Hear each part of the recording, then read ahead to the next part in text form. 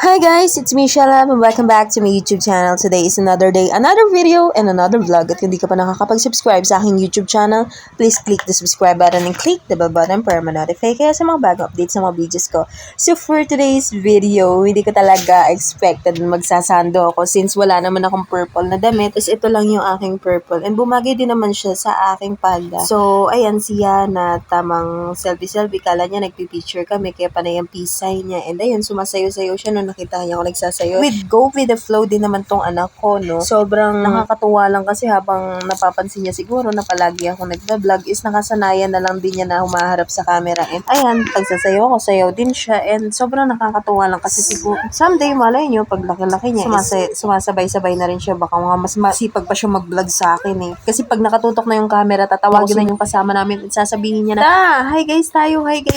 Ganyan siya. And pagpasensyan nyo na nga pala yung bahay namin since hindi kami makapaglinis ni baby kasi laging nga kaming may event at laging may lakad. So, alam ko naman na next time mawawalan din tayo kasi ngayon sobrang busy lang dahil Women's Month ngayon. At dahil Women's Month, dahil maraming nagpapa-event ng Zumba para sa mga kababaihan since ayan lang naman din ang mga pinaglilibangan ng mga kababaihan ngayong buwan. Since fast forward ko na lang din is sobrang nagkaligaw-lingaw nga kami ni tita dito at hinahanap namin kung nasan ba yung music na tumutugtog. Akala ko itong music dito is ito na pero katandaan pala yun na nagpa-practice. And ayan, panay ang akyat namin ng escalator. It's sobrang nagkakalito-lito talaga kami. Hindi namin alam kung nasaan. Sobrang laki nga pala ng one mall, no? Hindi ko napansin na meron pa pala dun sa gilid. Kasi nung nakaraan na nag-event siya na November, doon lang naman sa may bunga. Akala ko dun ginanap yung Zumba pero hindi pala. Dun pala siya sa pinakagilid. Dun sa may medyo small space lang. And ayun, hindi ko na na-video yung pagbiyahe namin ni tita kasi naghahanap kami ng mauukayan dahil gusto ko sana mag-pink din.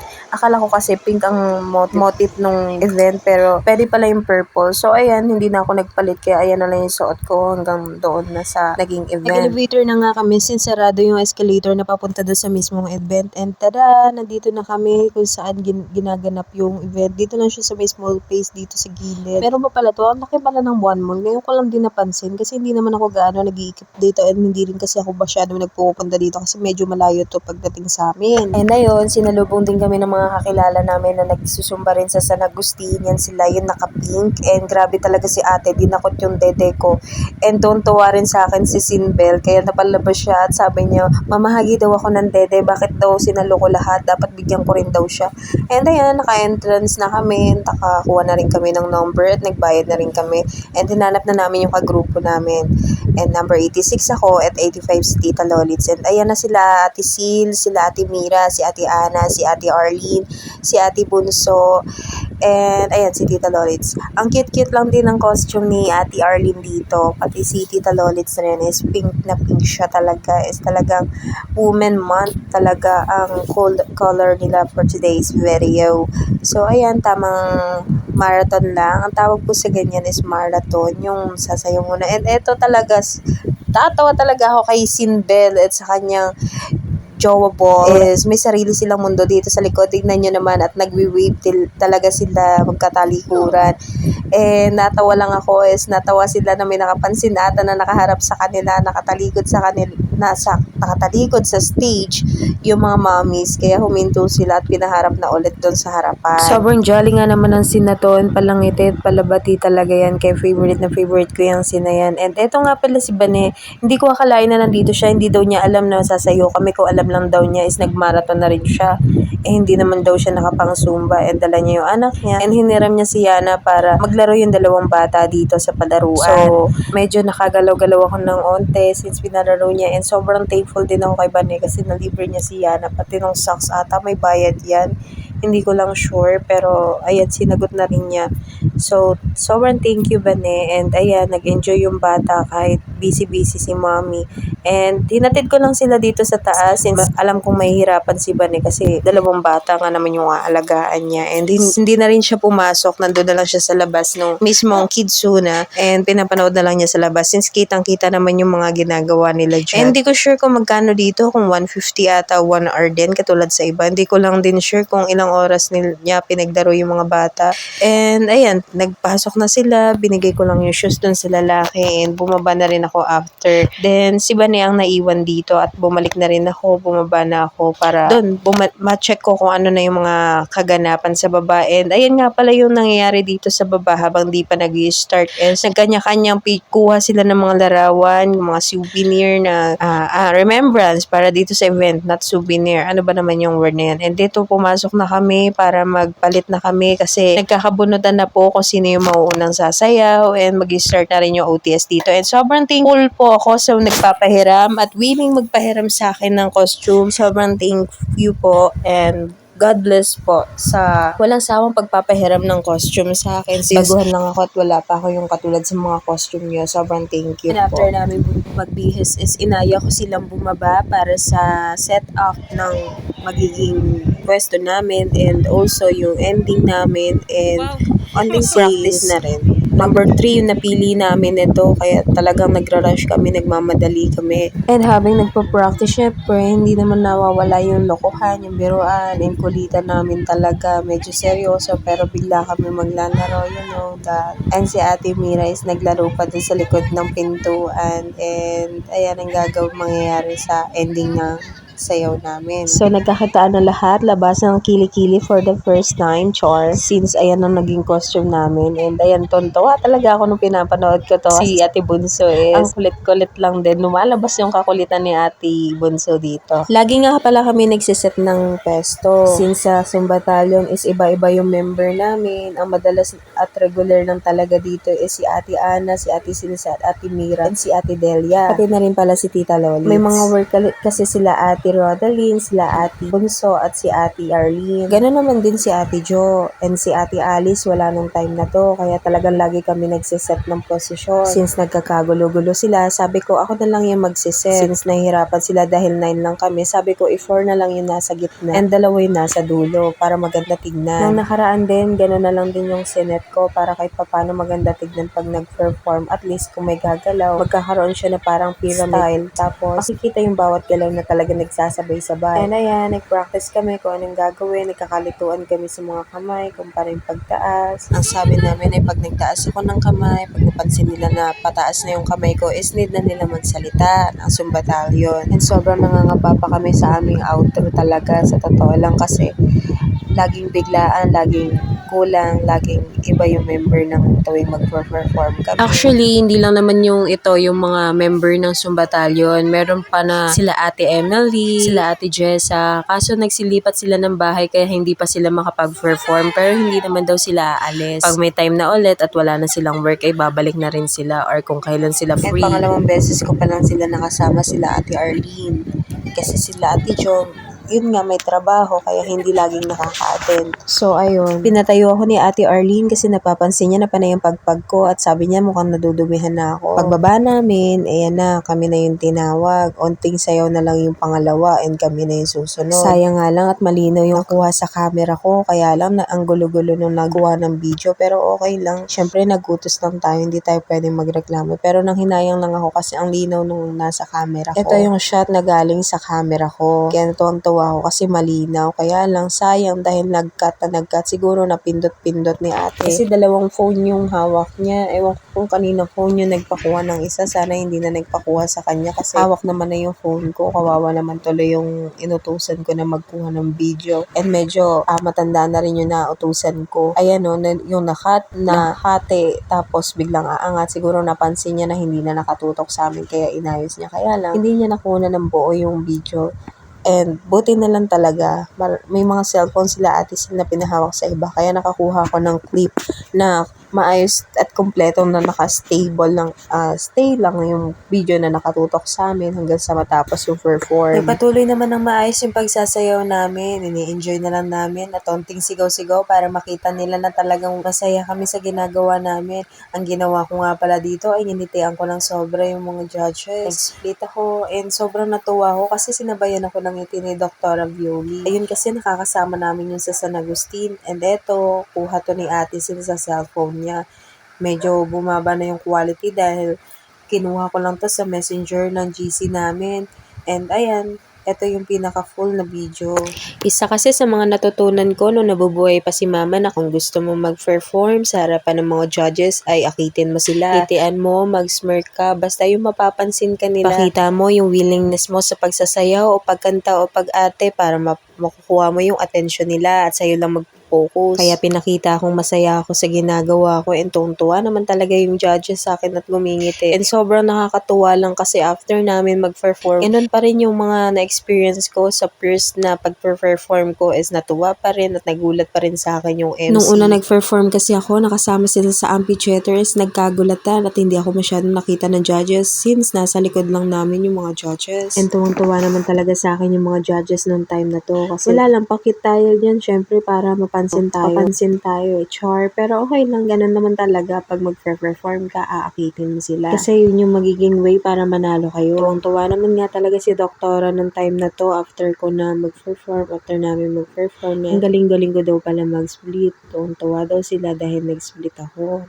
Pasabog daw at di nila akalain na marunong akong mag-split. Simple lang naman kasi ako pag nagsusumba kami tuwing Miyerkules, Lunes at Biyernes. Minsan naman nagsusumba rin ako sa Gudil tuwing Martes, Huwebes at Sabado. Pero bihira na ako doon kasi medyo namamahalan lang ako sa entrance since di naman tayo nakakapagtinda ng maayos na. Mahirap yung maglalabas ka ng pera at wala namang pumapasok na income. Syempre nagbabayad din kami ng entrance namin or registration namin pag sumasali kami sa mga ganito. Kaya imbis na yung puhunan, napupunta muna dito. Pero okay lang naman siya kasi nag-i-enjoy naman ako since nakakakuha naman kami ng mahalaga sa akin. Kahit naman na gumastos kami, nakakakuha kami ng benefits. Maganda tong event ni Doktora kasi meron silang pa-shake and also meron din silang pagkain na nilagang itlog at kamote. Pero ako nilagay ko muna sa bag kasi gusto ko kakainin ko yan pag wala na akong gagawin. Hindi ako masyadong nag-marathon kasi alam kong mag-perform kami pero next time susubukan ko na marami akong energy at makakatulog na maayos para sa susunod na mag-perform kami. Kahit nag-marathon ako, hindi ako mapapagod. Pag nagmamarathon kasi kami, hindi ko inaayos kaya hindi man lang tayo makakuha ng individual award. Minsan kasi tinatamad ako. Pero ayun, back to topic tayo. Nagsimula na nga lahat, nagsayawan na, pinakita na yung mga bawat contestant. Aliw na aliw din ako panoorin sila kasi iba-ibang costume, iba-ibang kulay at iba-ibang pakulo mga costume nila. Nakakatuwa lang din kasi may mga nahahalo rin sa kanilang matanda at halatang hindi naman sila namimili talaga ng mga kagrupo nila. Ang nakakatuwa pa rito is kahit na matanda, ang lakas-lakas pa rin talaga nilang gumalaw at sobrang liksi nila. Pinalo pa nga yung galaw ko eh. At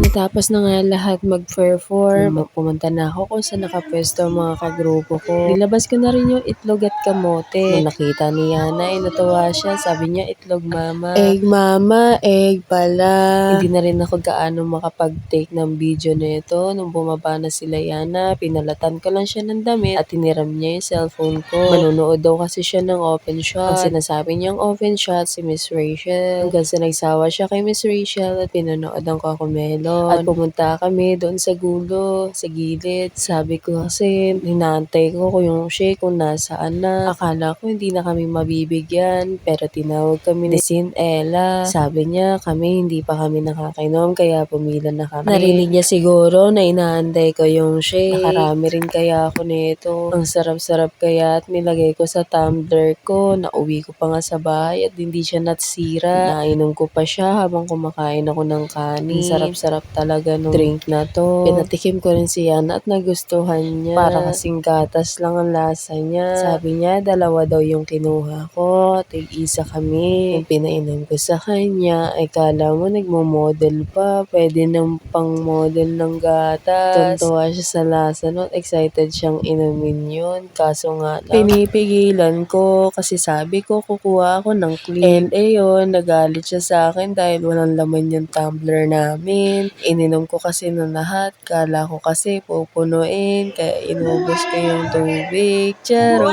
Sinabi ko na lang nakukuha kami mamaya at nagsimula na naman ng marathon. Sumali rin ako ng sayaw na to pero hindi na ako nakakuha na kasi punong-puno na yung MB ng cellphone ko. Nag-awarding na rin ng mga Star of the Night, mga Sexylicious. O bahala na kung ano pa mga awarding yan. 2 nga lang palang nakuha sa amin, si Ate Arlene at si Ate Delia. Marami po sanang may award, ang kaso nag-uwian ng iba at nauna na. Kaya yung iba, 2 ang certificate. At yung ibang na-awardan, siguro pinili na lang kung sino yung mga nandyan para pag tumawag, nandyan pa rin sila. Kumbaga, mga pinagpilian, yung mga naiwan na lang. Inuna nilang awardan yung mga individual, nagpapasayaw yung MC sa tuwing may lalapit, inaasar niya after pag sobrang giling na. Nung matapos ang pag-a-announce ng individual ay tinawag na rin ang 4th, 3rd at 2nd. Nung time na to, ang tinatawag na ay first at grand winner. Kumbaga yung champion at first ang pinalapit sa unahan. Ayaw pa nga sanang maniwala ng grupo ko. Sabi ko punta na tayo sa harapan dahil tinatawag tayo. Sa mukha nila ang pagtataka pero doon siguro yung pakulo ng MC na doon natatawagin sa unahan, pagpipilian lang kami. Mukha lang akong kinakabahan pero nagdadasal ako niyan. Wala akong tigil sa kakadasal kaya magkatabi yung 2 kamay ko. Panay ako pray mula doon sa pwesto hanggang makarating ako sa unahan. Habang nagsasalita yung judges ay ginaano ko rin yung sarili ko na sumbatalyon yung isisigaw. Halos natapos ko na nga ata yung rosary pray, hindi pa rin tapos yung judges kakasalita ng kung ano-ano. Siguro pinapakaban niya yung mga nanonood kaya ganun siya. Sabagay, para maging interesting at makapanabik sa lahat ng manonood. Magaling din tang MC. Inasar pa nga ako nito after namin mag-perform. Sabi pa niya, may sinasabi si ate, may sinasabi siya. Ano sinasabi mo, te? May nagcha-Chinese ka ba? Anong sabi mo? Tapos sabi ko sa mic, batalyon. Inayos ko yung upo ko kasi feeling ko kami na yung tatayo. Para pag tinawag kami, ready ako.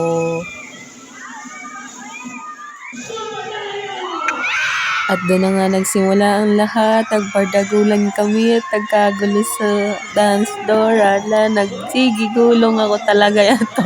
Tawang-tawa talaga sila. Gusto ko lang din malaman nyo na ganyan kami kasaya at sobrang na-appreciate yung mga bagay-bagay na na-achieve namin. Kami yung pinakamasaya talaga sa lahat at sobrang natuwa ako sa mga lumapit sa amin para i-congrats kami at nag-picture lang din kami para may pang-post kami. Sinabay na nga pala kami nila Ate Mira pa uwi. Tapos unting kwentuhan lang. Nakatipid kami ng pamasahe. Yun lang. Thanks for watching. See you on my next vlog. Bye! Look at you girls, ang ganda-ganda mo. The way you smile makes me high, parang iba na to.